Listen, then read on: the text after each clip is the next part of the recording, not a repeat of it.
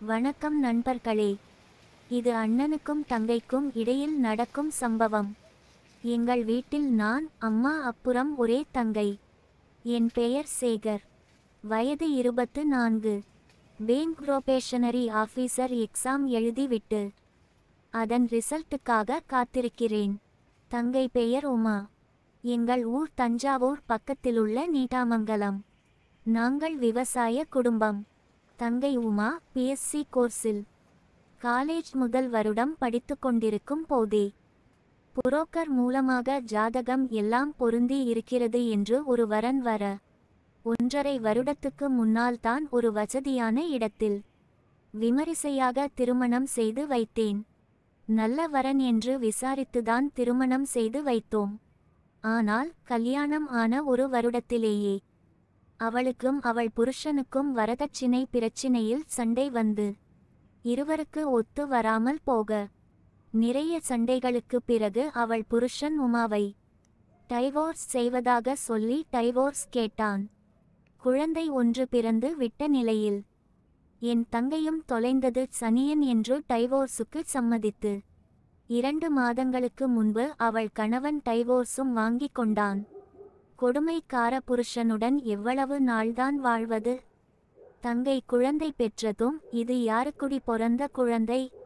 என்னை மாதிரி இல்லையே, எவனோட ஜாடையிலே இருக்குதேன்னு அடிக்கடி கேட்டு நாளும் அடித்து உதைத்து கொடுமைப்படுத்துவதாக உமா அடிக்கடி அம்மாவிடம் போனில் அழுது புலம்புவாள்.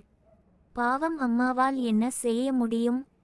நான் நேரில் போய் அவனை அடித்து உதைத்து ஏன்டா என்னோட தங்கச்சிய கொடுமை படுத்துறன்னு கேட்கிறேன் என்று நான் கோவமாக சொன்னாலும், அம்மா வேண்டாம்பா, மாப்பிள்ளை போக போக திருந்திடுவார், நீ ஏதாவது கேட்க போக திரும்பவும் உமாகிட்டே அவர் சண்டை போட்டு பிரச்சினை ஆயிடப் போகுது, அப்புறம் அவ வாழ்க்கை என்னாகிறது என்று சொல்லி சொல்லியே என்னை அடக்கி வைத்தாள். உமாவின் நல்ல காலமோ இல்ல அவ புருஷனின் கெட்ட காலமோ?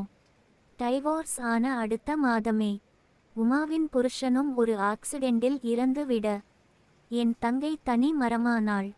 உமா அவள் கணவன் இறந்ததும் எங்கள் வீட்டிற்கு வர விரும்பாமல் அவள் கைக்குழந்தையோடு தனியாக வாழ்க்கையை மிகுந்த சிரமத்தோடு நடத்தினாள். எங்கள் வீட்டிலும் விவசாயத்தை கவனிக்க அம்மாவால் தனியாக முடியாததாலும் நானும் படிப்பு அது இது என்று அங்கே இங்கே என்று அலைந்து கொண்டிருப்பதாலும் தங்கையும் திருமணம் செய்து கொண்டு வெளியூர் போய் விட்டதாலும் எங்களாலும் விவசாயத்தை சரியாக கவனிக்க முடியவில்லை. எங்களுக்கு கடன் வேறு அதிகம் இருந்தால் எங்களுக்கு சொந்தமான நிலத்தை நாங்கள் விற்பது என்று முடிவு செய்து அதற்கான முயற்சிகளை செய்து கொண்டிருந்தோம். நிலத்தை 60 லட்சம் ரூபாய்க்கு விற்க விலை பேசிக்கொண்டிருந்தோம். நிலத்தை விற்பது தொடர்பாக உமா போன வாரம் எங்கள் வீட்டுக்கு வந்திருந்தாள். அப்போது அம்மா உமாவிடம், ஏண்டி உமா, நீ தனியா அங்கே இருந்துகிட்டு ஏன் கஷ்டப்படுறே? பேசாம இங்கே வந்துடேன். உன் புருஷனும் உனக்கு டைவோர்ஸ் கொடுத்துட்டான். உன் புருஷனே இல்லாத நிலையிலே உன் புருஷன் வீட்டுக்காரங்களும் உன்னை அவங்களோட சேர்த்துக்க விரும்பல. உன்னை மருமகன்னு கூட பார்க்காம உன்னை கை கழுவிட்டு அவங்க உனக்கு உதவாத சூழ்நிலையில அங்கே நீ தனியா இருந்து எப்படி குடும்பத்தை நடத்துவே?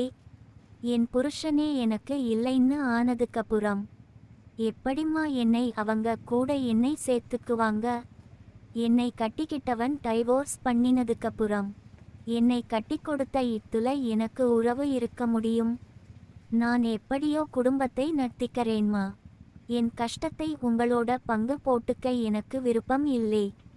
நான் பிறந்ததிலே இருந்து என்னை கஷ்டப்பட்டு வளர்த்து படிக்க வச்சு நல்லபடியா கல்யாணமும் செஞ்சு கொடுத்தீங்க. இனிமேலும் உங்களுக்கு கஷ்டத்தை கொடுக்க நான் விரும்பல. எது எப்படியோ என்னோட வாழ்க்கையை நானே பார்த்துக்கறேன். இடைமறித்த நான், உமா, அம்மா சொல்றதை கேளும்மா. நாம அவன் அப்பா அம்மா மேலே ஜீவனாம்சம் கேட்டு வழக்கு போடுவோம். அவன் டைவோர்ஸ் பண்ணினாலும் அவன் மூலமா நீ பெத்த குழந்தையை படிக்க வைக்க நல்லது கெட்டு செய்ய உனக்கு பணம் வேணாமா? அதுக்காகவாவது அவங்க பணம் கொடுக்கட்டும். இல்லன்னா என் புருஷனே இல்லைன்னு ஆனதுக்கப்புறம் என் புருஷன் வீட்டுக்காரங்க கிட்டே கேஸ் போட்டு பணம் பறிக்க நான் விரும்பல. ஏதாவது வேலை செஞ்சு நானும் என் குழந்தையும் வாழ்ந்துக்கறோம். அது ரொம்ப கஷ்டம்மா. நான் சொல்றதை கேளு. நானும் வேலை அது இதுன்னு அடிக்கடி வெளியூர் போயிடறேன். வயசான காலத்துல அம்மாவை பார்த்துக்க ஆளில்லை. அம்மாவுக்கும் சுகர் பிபின்னு இருக்கு. அம்மாவும் நேரத்துக்கு மாத்திரை மருந்து சாப்பிடணும். அம்மாவை தனியா விட்டுட்டு நான் அங்கே இங்கேன்னு வெளியூருக்கு போறதுன்னாலும் அம்மாவை யார் பார்த்துக்குவாங்கன்னு எனக்கு கவலையா இருக்கு. நீ இங்கே வந்துட்டா அம்மாவை நீ அக்கறையா நல்லா பார்த்துக்குவே. உனக்கும் இங்கே வந்து அம்மா கூட இருக்கிறதுதான் நல்லது. உனக்கும் பாதுகாப்பா இருக்கும். அம்மாவும் தனியா இருந்து கஷ்டப்பட வேணாம். நீயும் அம்மாவுக்கு அனுசரணையா இருப்பே. இங்கே வந்து உங்களுக்கு கஷ்டத்தை கொடுக்க எனக்கு விருப்பம் இல்லைதான். இருந்தாலும் உடம்பு சரி இல்லாத காலத்துல அம்மாவுக்கு துணையா இருக்கிறதும் என்னோட கடமைதான். உன் குழந்தையோட எதிர்காலத்தை நினைச்சாவது நீ இங்கே வரணும். பார்க்கலாம்னா யோசிச்சுட்டு சொல்றேன். நிலம் விற்பனை தொடர்பாக காலையில் ரிஜிஸ்டர் ஆபீஸுக்கு நான் அம்மா உமா ஆகியோர் போனோம். நிலத்தை வாங்கியவருக்கு நிலத்தை கிரயம் செய்து கொடுத்து விட்டு வீட்டுக்கு வந்தோம். நிலத்தை 60 லட்சத்துக்கு விற்றோம். 20 லட்சத்தை அம்மா பெயரில் ஃபிக்ஸட் டெபாசிட் செய்தேன். 20 லட்சத்தை உமாவின் வங்கிக் கணக்கில் டெபாசிட் செய்தேன். மீதி 20 லட்சத்தை என் பெயரில் குடும்பச் செலவுக்காக போட்டு வைத்தேன். நிலத்தை விற்பது தொடர்பான வேலை முடிந்ததும் உமா அவள் குழந்தையோடு பெங்களூர் போய் விட்டாள். அதற்கு பிறகு என் தங்கை உமாவின் வாழ்க்கை இப்படி பாழாகி விட்டதே என்று நான் வருத்தப்படாத நாளே இல்லை. என் தங்கை உமாவையும் சும்மா சொல்லக்கூடாது. கூட்டல் 2 படிக்கும் போதெல்லாம் பார்க்க நித்யா மேனன் மாதிரி இருப்பா. இப்பதான் வாழ்க்கை பிரச்சினையாலும் அவ புருஷன் இறந்தாலும் குழந்தை பெத்து இருந்ததாலும் கொஞ்சம் டல்லா இருக்கா. உமா அழகா இருந்தினாலே எனக்கு 10வது படிக்கும் போதே அவ மேல ஒரு கண்ணு. வீட்ல சான்ஸ் கிடைக்கும் போதெல்லாம் நல்லா சீன் பாப்பேன்.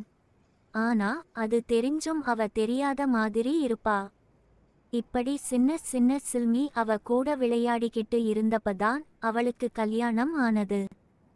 அவளுக்கு கல்யாணம் ஆகி அவ புருஷனோட பெங்களூர் போயிட்டால. ஃபீலிங் வந்தா அவளோட கல்யாண ஆல்பத்தை பார்த்துப்பேன். இப்படி போய்கொண்டிருக்க ஒரு நாள் ஊர்ல ஒரு வாரம் நடக்கும் கோயில் பண்டிகைக்கு அவளை கூட்டிக்கிட்டு வர அம்மா சொன்னாள். நானும் பெங்களூர் போய் ஒரு குடிசை மாதிரி வீட்ல வாழ்ந்துகிட்டு இருந்த அவளை கூட்டிக்கிட்டு வந்தேன். ஏதோ தீப்பெட்டி கம்பெனியில வேலை செய்யறதா சொன்னா. புருஷன் துணை இல்லாம என் ஒரே தங்கச்சி கஷ்டப்படுறதை பார்க்க எனக்கு பாவமா இருந்துச்சு. மனசுக்கு ரொம்ப கஷ்டமா இருந்துச்சு. ஊமா திரும்பவும் சொல்றேன். நீ ஏன் இங்கே இருந்து கஷ்டப்படணும்? உன் வைராக்கியத்தை எல்லாம் தூக்கி ஓரம் கட்டி வச்சிட்டு எங்க கூட வந்துடு. வட்டிக்கு கடன் வாங்கி இருக்கிறேன்னா அதை அடைச்சிட்டு அப்புறமா பர்மனண்டா நீடாமங்கலத்துக்கு வந்திடறேன். அது வரைக்கும் பொழப்பை கஷ்டப்பட்டுதான் ஓட்டணும். 7 நாள் நடக்கிற கோயில் பண்டிகைக்கு அம்மாவோட வற்புறுத்தலால என் தங்கச்சியும் அவ கை குழந்தையோட வீட்டுக்கு வந்தா. முதல்ல இருந்தே என் தங்கச்சி மேலே ஒரு கண் இருந்ததாலே அவ எங்க வீட்டுக்கு வர்றதுல எனக்கு சந்தோஷம்தான். அவ வீட்ல இருக்கிற வரைக்கும் அவளை பக்கத்துல பார்த்து வீட்டுக்குள்ளேயே அவளை சைடு அடிக்கலாம்னு நானும் குஷி ஆயிட்டேன். உமாவையும் அவ குழந்தையையும் பெங்களூர்ல இருந்து கூட்டிக்கிட்டு வந்ததும் ஒரு 2 நாள் சும்மா இருந்தேன். வீட்ல அவ எதையோ பறி கொடுத்த மாதிரி. அவ வாழ்க்கையை நினைச்சு அவ கொஞ்சமா மூட் அவுட் ஆகி இருந்ததாலே அவ கவலையை போக்க நினைச்சு ஒரு நாள் அவகிட்டே வெளியிலே கூட்டிக்கிட்டு போறேன் வர்றியான்னு கேட்டேன். அம்மாவும் அவன்தான் வெளியே கூட்டிக்கிட்டு போறேன்னு சொல்றானில்ல. போ, நீ வீட்ல இருந்தாதான் அதையும் இதையும் நினைச்சு கவலைப்பட்டுக்கிட்டு இருப்பே. வெளியே போனாவாவது கொஞ்சம் கவலையை மறந்து இருப்பே. போயிட்டு வாடி என்று சொன்னாள். முதல்ல வேணாம், நான் வரலன்னு சொன்னா. அப்புறம் நான் ஃபோர்ஸ் பண்ணதினாலே ஆர்வமில்லாம நான் கூப்பிட்டதுக்காக வர்றேன்னு சொன்னா. அவளை கூட்டிக்கிட்டு பார்க் ரெஸ்டாரண்ட்னு போனேன். ஆரம்பத்துல முகத்தை உம்முன்னு வச்சிக்கிட்டு கொஞ்சம் இறுக்கமா இருந்தவ. போக போக அவளும் கொஞ்சம் ரிலாக்ஸ் ஆயிட்டா. அடுத்த நாள் அம்மாவும் டேய் அவ புருஷன் இறந்த கவலையிலே வானமே இடிஞ்சு போன மாதிரி உட்கார்ந்திருக்காடா. அவ இப்படி ஒரே இடத்துல உட்கார்ந்துகிட்டு நடந்ததையே நினைச்சுகிட்டு இருக்கிறது நல்லது இல்லே. அவளை தினமும் வெளியே எங்கேயாவது கூட்டிக்கிட்டு போயிட்டு வா என்றாள். சரிம்மா என்று சொல்லி அவளை வெளியே கூட்டிக்கொண்டு போக ரெடி ஆகி அழைத்தேன். வர இஷ்டமில்லை என்று சொல்லிவிட்டாள். நானும் விட்டுவிட்டேன். இப்படியே ஒரு 5 நாள் போனது. ஆரம்பத்துல நான் கூப்பிட்ட அப்போ எல்லாம் என் கூட வர கொஞ்சம் தயங்குவா. போக போக அவளே எனக்காக வெயிட் பண்ண ஆரம்பிச்சிட்டா. ஆரம்பத்துல சுமாரா ட்ரெஸ் பண்ணவ போக போக ரொம்ப மாடர்னா ட்ரெஸ் பண்ண ஆரம்பிச்சா. ஒரு நாள் நான் ஆபீஸில் இருந்து வர லேட் ஆயிடுச்சு. அப்போ அவ ட்ரெஸ் பண்ணிட்டு எனக்காக வெயிட் பண்ணிக்கிட்டு இருந்தா.